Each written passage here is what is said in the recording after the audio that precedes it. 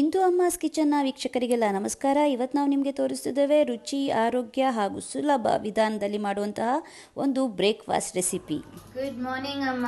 Good morning ಪುಟ. So ಇವತ್ತಿನ special ಏನು? ಬೆಳಿಗ್ಗೆ ಬ್ರೇಕ್ಫಾಸ್ಟ್ ಇವತ್ತು ಪುದೀನ ರೈಸ್ ಮಾಡೋಣ ಅಂತ ಅನ್ಕೊಂಡಿದ್ದೀನಿ. ಇದಕ್ಕೆ ಗರಂ ಮಸಾಲೆ ಇದು ಏನು ಇಲ್ಲ, ಹೆಚ್ಚಿಗೆ ಮಸಾಲೆ ಇಲ್ಲ. ಈ ಬೇಸಿಗೆನಲ್ಲಿ ತುಂಬಾ ರುಚಿಯಾದಂತ ಪುದೀನ ಕೊತ್ತಂಬರಿ ಸೊಪ್ಪೆಲ್ಲ ತಂಪೆ ಅಲ್ಲ? ಹೌದು, ಒಳ್ಳೇದು. ಮತ್ತೆ ಗರಂ ಮಸಾಲೆ ಏನು ಉಪಯೋಗಿಸಲ್ಲ ಇದಕ್ಕೆ. ತುಂಬಾ ಚೆನ್ನಾಗಾಗುತ್ತೆ. ಬ್ಯಾಚುಲರ್ಗಳು ಮಾಡ್ಕೊಳ್ಬಹುದಾದಂತ ತಿಂಡಿ, ಈಸಿ ತಿಂಡಿ, ಈಸಿಯಾಗಿ ಮಾಡುವಂತಹ ಬ್ರೇಕ್ಫಾಸ್ಟ್ ಇವತ್ತು ನಾವು ಅಪ್ಲೋಡ್ ಮಾಡ್ತಾ ಇದ್ದೇವೆ. ನೋಡಿ, ಆಲ್ರೆಡಿ ಅಮ್ಮ ಅನ್ನ ಮಾಡ್ಕೊಂಡು ಅದನ್ನ ಒಂದ್ ಸ್ವಲ್ಪ ತಣ್ಣಗಾಗ್ಲಿಕ್ಕೆ ಇಟ್ಟಿದ್ದಾರೆ. ಸೊ ಅಮ್ಮ, ಈಗ ಪುದೀನ ರೈಸ್ ಮಾಡಕ್ಕೆ ಏನೆಲ್ಲ ಬೇಕು ಅಂತ ಹೇಳ್ತಾ ಹೋಗ್ತೀರಾ? ಪುದೀನ ಸ್ವಲ್ಪ, ಕೊತ್ತಂಬರಿ ಸೊಪ್ಪು. ನಾನಿದು ಖಾರ ಇಲ್ಲ ಅಂತ 4 ತಕೊಂಡಿದ್ದೀನಿ. ಖಾರ ಬೇಕಾದವರು ಅವ್ರಿಗೆ ಎಷ್ಟು ಬೇಕೋ ಅಷ್ಟು ಖಾರ ಹಾಕೊಳ್ಬಹುದು. ಹಸಿಮೆಣಸಿನ್ಕಾಯಿ, ಟೊಮೆಟೊ, ಈರುಳ್ಳಿ, ಅರಿಶಿನ ಪುಡಿ, ರುಚಿಗುಪ್ಪು, ಒಗ್ಗರಣೆಗೆ ಸಾಸಿವೆ, ಜೀರಿಗೆ, ಒಣಮೆಣಸಿನ್ಕಾಯಿ, ಕರಿಬೇವಿನ ಸೊಪ್ಪು. ಮತ್ತೆ ಅನ್ನನ ಸ್ವಲ್ಪ ಆರಿಸ್ಕೊಳ್ಬೇಕು. ಬಿಸಿ ಅನ್ನ ಕಲ್ಸಿದ್ರೆ ಮೆತ್ತಗಾಗ್ಬಿಡತ್ತೆ ಅಂತ ಹೇಳಿ ಉದ್ರಾಗ ಅನ್ನ ಮಾಡ್ಕೊಂಡು ಸ್ವಲ್ಪ ಆರಕ್ಕಿಟ್ಟಿರೋದು. ಶುರು ಮಾಡುವನಾ? ಓಕೆ. ಏನ್ ಮಾಡ್ಬೇಕು ಗೊತ್ತಾ? ಜಾರ್ಗೆ ಫಸ್ಟ್ ಪುದೀನ, ಕೊತ್ತಂಬರಿ ಸೊಪ್ಪು, ಹಸಿಮೆಣಸಿನ್ಕಾಯಿ ಹಾಕೊಂಡು ನುಣ್ಣಗೆ ರುಬ್ಕೊಂಡ್ಬಿಡೋದು. ಚಿಕ್ಕ ಜಾರ್ ಸಾಕಮ್ಮ? ಅದು ಸೊಪ್ಪು ರುಬ್ಬಿದ ತಕ್ಷಣ ಇಷ್ಟೇ ಆಗುತ್ತೆ. ಸೊ ಪುದೀನ, ಹಸಿಮೆಣಸು, ಕೊತ್ತಂಬರಿ ಸೊಪ್ಪು, ಚೂರ್ ನೀರ್ ಹಾಕೊಂಡು ನೋಡು, ರುಬ್ಬಿದ್ಮೇಲೆ ತೋರಿಸ್ತೀನಿ ಎಷ್ಟಿರುತ್ತೆ ಅದ್ರಲ್ಲಿ ಅಂತ. ಸೊ ಇಲ್ಲಿ ಇಟ್ಕೊಂಡಂತಹ ಪುದೀನ, ಕೊತ್ತಂಬರಿ ಸೊಪ್ಪು, ಹಸಿಮೆಣಸು ಎಲ್ಲಾನು ಕೂಡ ಜಾರಿಗೆ ಹಾಕ್ತಿದ್ದಾರೆ. ಮೂರೇ ಅಷ್ಟೇ. ಸೊ ಸ್ವಲ್ಪನೇ ನೀರ್ ಹಾಕಿ ರುಬ್ಬೇಕಾದ್ರೆ ಸ್ವಲ್ಪನೇ ನೀರ್ ಸಾಕದು, ಇದಾಗೋ ಅಷ್ಟೇ. ಸ್ವಲ್ಪನೇ ಸಾಕು, ಯಾಕಂದ್ರೆ ಅದ್ರೆಲ್ಲ ನೀರಿನ ಅಂಶ ಇರುತ್ತಲ್ವಾ, ಸೊಪ್ಪಾಗಿರೋದ್ರಿಂದ ಅದ್ರಲ್ಲಿ ನೀರಿನ ಅಂಶ ಇರುತ್ತೆ. ಹಾಗಾಗಿ ಸ್ವಲ್ಪ ನೀರ್ ಸಾಕು. ಬನ್ನಿ ಈಗ ಒಂದು ಪಟ್ಟ ರುಬ್ಬಿ ಆಗಿದೆ. ತುಂಬಾ ಇದ್ದದ್ದು ಇಷ್ಟೇ ಆಗಿದೆ ನೋಡಿ. ಇಷ್ಟು ನುಣ್ಣಗೆ ರುಬ್ಕೊಳ್ಬೇಕು ಅದನ್ನ. ಅಮ್ಮ ರುಬ್ಬಾಯ್ತು. ನೆಕ್ಸ್ಟ್ ಈರುಳ್ಳಿನ, ಟೊಮೆಟೊನ ಕಟ್ ಮಾಡ್ಕೊಳ್ಬೇಕು. ಈರುಳ್ಳಿ ಮತ್ತೆ ಟೊಮೆಟೊನ ಒಂದೊಂದೇ ತಗೊಂಡಿದ್ದಾರೆ. ಇದೊಂದು 3-4 ಜನಕ್ಕೆ ಸಾಕಾಗ್ತದೆ. ಒಂದು ಟೊಮೆಟೊ, ಒಂದು ಈರುಳ್ಳಿ. ಈರುಳ್ಳಿ ಬೇಡ ಅನ್ನೋರು ಬರೀ ಟೊಮೆಟೊ, ಈರುಳ್ಳಿ ಯೂಸ್ ಮಾಡದೇ ಇರೋರು ಬರೀ ಟೊಮೆಟೊ ಹಾಕಿನೂ ಮಾಡ್ಬೋದು. ಸೊ ಈರುಳ್ಳಿ ಬೇಡ, ಇವತ್ತು ನಾವು ಈರುಳ್ಳಿ ತಿನ್ನೋದಿಲ್ಲ ಅಥವಾ ಈರುಳ್ಳಿ ನಾವು ಮನೇಲಿ ಯೂಸ್ ಮಾಡಲ್ಲ ಅನ್ನೋರು ಈರುಳ್ಳಿ ಹಾಕೋ ಅವಶ್ಯಕತೆ ಇಲ್ಲ. ಟೊಮೆಟೊ ಮಾತ್ರ ಹೆಚ್ಚಿ ಮತ್ತೆ ಟೊಮೆಟೊನು ಇಲ್ಲ ಅಂದ್ರೂ ಇದನ್ನ ಮಾಡ್ಕೊಳ್ಬೇಕಾದ್ರೆ ಲಿಂಬೆ ಹಣ್ಣು ಇದ್ರೆ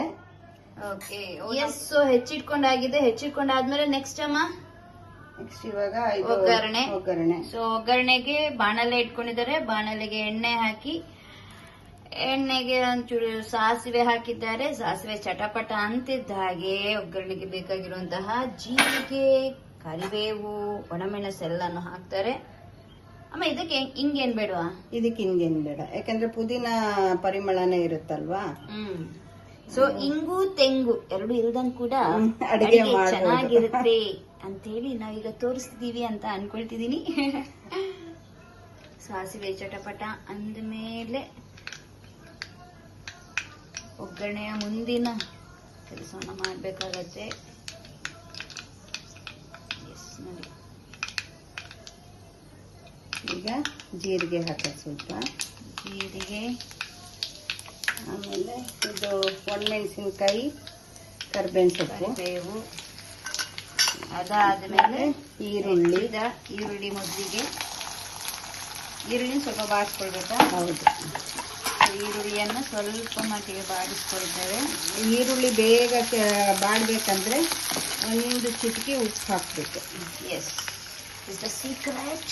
ನೋಡಿ, ಈರುಳ್ಳಿ ಬೇಗ ಬಾಡ್ಬೇಕು ಅಂದ್ರೆ ಒಂದು ಚಿಟಿಕೆ ಉಪ್ಪು ಹಾಕ್ಬೇಕು.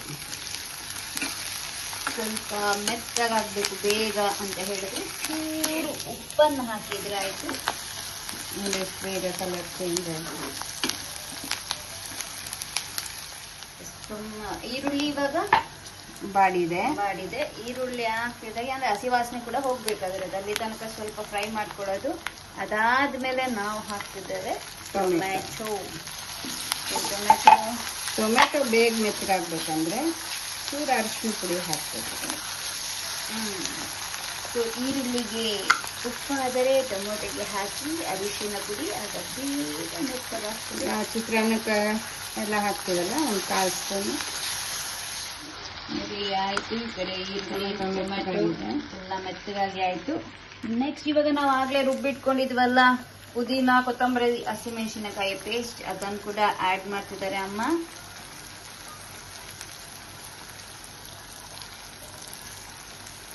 ಲಂಚ್ ಬಾಕ್ಸಿಗೂ ಚೆನ್ನಾಗಿರುತ್ತೆ ಇದು. ಏನಷ್ಟು ಖಾರ ಇರೋದಿಲ್ಲ, ಆರೋಗ್ಯಕ್ಕೆ ಒಳ್ಳೆಯದು. ಮಕ್ಕಳ ಲಂಚ್ ಬಾಕ್ಸಿಗಾಗ್ಬೋದು, ಬೆಳಿಗ್ಗೆ ಬ್ರೇಕ್ಫಾಸ್ಟಿಗಾಗ್ಬೋದು, ಎಲ್ಲದಕ್ಕೂ. ಯಾಕೆಂದ್ರೆ ಈ ಬೇಸಿಗೆನಲ್ಲಿ ಸ್ವಲ್ಪ ಗರಂ ಮಸಾಲೆ ತಿಂದ್ರೆ ಎದೆ ಉರಿ ಎಲ್ಲ ಬರುತ್ತೆ ಕೆಲವರಿಗೆ. ಹೌದಮ್ಮ. ಚೆನ್ನಾಗಿ ಅದು ಹಸಿ ವಾಸನೆ ಹೋಗತ್ತಂತ ಪುದೀನ ಕೊತ್ತಂಬರಿಯ ಆ ಘಮ ಬರ್ತಾ ಇದೆ. ಅಂದ್ರೆ ಅದು ಹಸಿ ವಾಸನೆ ನನ್ನ ಮೂಗಿಗೆ ಬರ್ತಿದೆ. ಅದು ಹೋಗೋ ತನಕ ಚಂದದಲ್ಲಿ ಫ್ರೈ ಮಾಡ್ಕೊಳ್ಬೇಕು.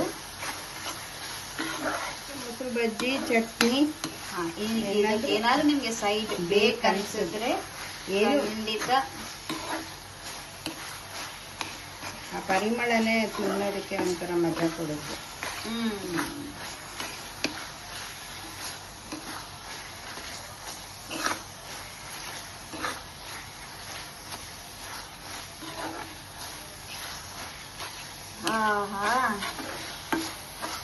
ನೋಡಿ ಅದರ ಗೊಜ್ಜು ರೆಡಿ ಆಯ್ತು, ಆಗ್ತಾ ಬಂತು ಆಗ್ಲೇ. ಮತ್ತೆ ಇದಕ್ಕೆ ರುಚಿಗೆ ಎಷ್ಟು ಬೇಕೋ ಅಷ್ಟು ಉಪ್ಪು ಆಗ್ಲೇ ಇದಕ್ಕೆ ಮಾತ್ರ ಸ್ವಲ್ಪ ಹಾಕಿದ್ವಿ ಈರುಳ್ಳಿಗೆ. ಈಗ ರುಚಿಗೆ ತಕ್ಕಷ್ಟು ಉಪ್ಪನ್ನ ಸ್ಟವ್ ಆರಿಸ್ಕೊಂಡ್ಬಿಡೋದು. ಆಗಿದೆ ಇದು. ಹಸಿ ವಾಸನೆ ಆನ್ ಅಲ್ಲಿ ಇಲ್ಲ, ಇವಾಗ ಆಫ್ ಮಾಡಿದ್ದಾರೆ. ಆಫ್ ಮಾಡಿ ಆದ್ಮೇಲೆ ರುಚಿಗೆ ತಕ್ಕಷ್ಟು ನಾನು ಪುಡಿ ಉಪ್ಪೆ ಉಪಯೋಗಿಸ್ತಾ ಇದ್ದೀನಿ. ಯಾಕಂದ್ರೆ ಸ್ಟವ್ ಆಫ್ ಮಾಡಿ ಆಗಿದೆ. ಇನ್ನು ಕಲ್ಲುಪ್ಪು ಹಾಕಿದ್ರೆ ಮತ್ತೆ ಇದು ಒಗ್ಗರಣೆಗೂ ಕಲ್ಲುಪ್ಪು ಹಾಕಿದ್ರೆ ಕರಗೋದಿಲ್ಲಲ್ಲ ಅಷ್ಟು. ಹಾಗಾಗಿ ಇದಕ್ಕೆ ಅಮ್ಮ ಉಪಯೋಗಿಸಿದರೆ ಪುಡಿ ಉಪ್ಪನ್ನ. ಚೆನ್ನಾಗಿ ಕಲಿಸ್ಕೊಳ್ಬೇಕು.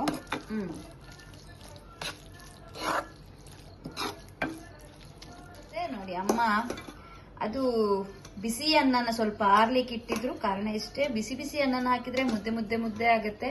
ಈಗ ಆಲ್ರೆಡಿ ಗೊಜ್ಜು ಬಿಸಿ ಬಿಸಿ ಇರೋದ್ರಿಂದ ಈಗ ಆರಿರೋ ಅನ್ನ ಹಾಕಿದ್ರು ಕೂಡ ಅದು ಬಿಸಿ ಬಿಸಿಯಾಗೆ ಇರುತ್ತೆ. ನೋಡಿ ಈಗ ಬಾಣಲೆ ಕೂಡ ಬಿಸಿ ಇರೋದ್ರಿಂದ ಸ್ವಲ್ಪ ಕಲ್ಸ್ಕೊಂತಾ ಇದ್ರೆ ಎಲ್ಲ ಕಡೆ ಅನ್ನ ನೀಟಾಗಿ ಒಟ್ಟಿಗೆ ಹಾಕೊಂಡ್ರೆ ಕಲ್ಸೋದ್ ಕಷ್ಟ ಆಗುತ್ತೆ. ಹಾಗಾಗಿ ಹೀಗೆ ಸ್ವಲ್ಪನೇ ಹಾಕೊಂಡು ನಾವು ಕಲಿಸ್ತಾ ಇದ್ರೆ, ಇದೊಂದು ಕೂಡ ಟಿಪ್ಸ್ ಅಂತಾನೆ ಹೇಳ್ಬೋದು. ನೀವು ಒಟ್ಟಿಗೆ ಅನ್ನ ಹಾಕೊಂಡು ಕಲ್ಸ್ಲಿಕ್ಕೆ ಹೋದ್ರೆ ಶ್ರಮ ಕೂಡ ಜಾಸ್ತಿ ಆಗುತ್ತೆ, ಮತ್ತೆ ಸರಿಯಾಗಿ ಕಲ್ಸಕ್ ಕೂಡ ಆಗೋದಿಲ್ಲ, ಎಲ್ಲ ಕಡೆ ಮಿಕ್ಸ್ ಆಗೋದಿಲ್ಲ. ಇದು ಸ್ವಲ್ಪ ಅನ್ನ ಹೀಗೆ ಹಾಕೊಳ್ತಾ ಇರಿ, ಚೂರ್ ಹಾಕೊಂಡು ಕಲಿಸ್ತಾ ಬರ್ಬೇಕಂದ್ರೆ. ಎಷ್ಟು ಪಾವಿಂದ ಅನ್ನ ಅದು ಆಕ್ಚುಲಿ? ನಾನಿದು 1/4 ಪಾವಿಂದ ಅನ್ನ ಮಾಡಿದ್ದೀನಿ. 1/4 ಪಾವಿಂದ ಅನ್ನಕ್ಕೆ ನೋಡಿ 1 ಟೊಮೊಟೊ 1 ಈರುಳ್ಳಿ ತಗೊಂಡು ಹೀಗೆ ಮಾಡ್ಕೊಳ್ತಿದಾರಮ್ಮ. ಸೊ ನೀವು ಎಷ್ಟು ಅನ್ನ ಮಾಡ್ಕೊಳ್ತೀರೋ ಅದ್ರ ಮೇಲೆ ನೀವು ಈರುಳ್ಳಿ, ಟೊಮೊಟೊ, ಹಸಿಮೆಣಸಿನ್ಕಾಯಿ, ಪುದೀನ, ಕೊತ್ತಂಬರಿ ಎಲ್ಲಾನು ಉಪಯೋಗಿಸಿ. ಆಗ ರುಚಿಯಾಗಿ ಟೇಸ್ಟಿಯಾಗಿ ಇರುತ್ತೆ. ಹೀಗೆ ಹಾಕೊಂಡು ಕಲ್ಸ್ಕೊಳ್ಬೇಕು. ಇಲ್ಲಾಂದ್ರೆ ತುಂಬಾ ದೊಡ್ಡ ತಟ್ಟೆ ಇಟ್ರೆ ಒಟ್ಟಿಗೆ ಹಾಕೊಳ್ಬಹುದು.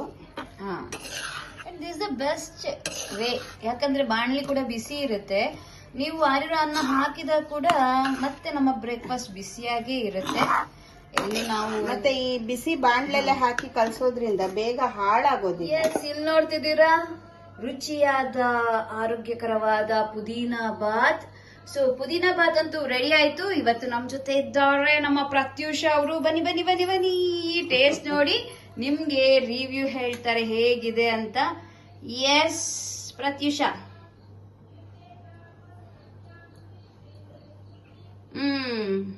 ಇಲ್ಲಿ ನೋಡಿ, ಮುಖ ತೋರಿಸಿ. ಈರುಳ್ಳಿ